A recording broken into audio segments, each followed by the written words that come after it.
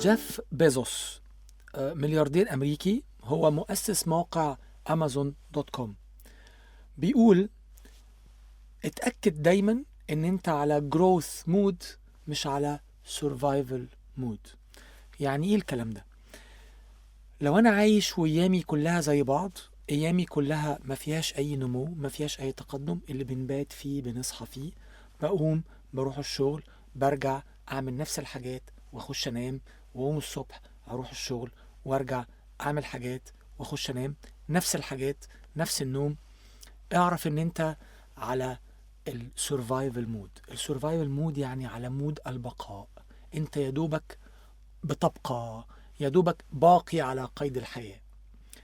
وبيقول اتأكدوا ان انتوا مش على مود البقاء ده، وانكوا على الجروث مود، انه يومك دايما في نمو، يومك دايما في حاجة جديدة بتتعلمها. اتأكد انه يومك دايما بيضيف اليك شيء، او بيضيف الى الانسانية شيء، بيضيف لمن حولك شيء.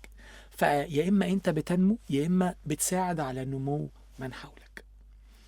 هل هتبقى راضي لو انت على سورفايفل مود؟ هل هتبقى راضي انك عايش عيشة اهي عيشة وخلاص، انا باقي على قيد الحياة وخلاص؟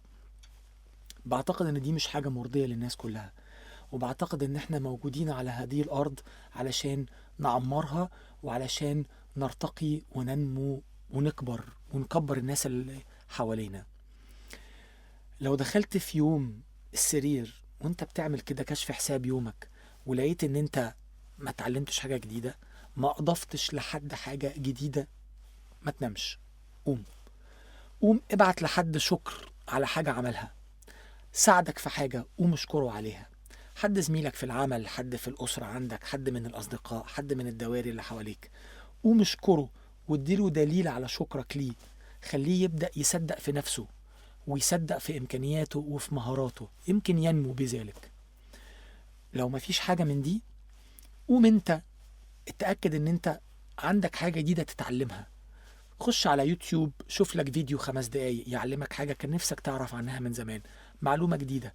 أضعف الإيمان خالص، هات القاموس، عربي عربي، عربي إنجليزي، إنجليزي عربي، وشوف لك كلمة كان نفسك إنك تعرف معناها وتعلمها.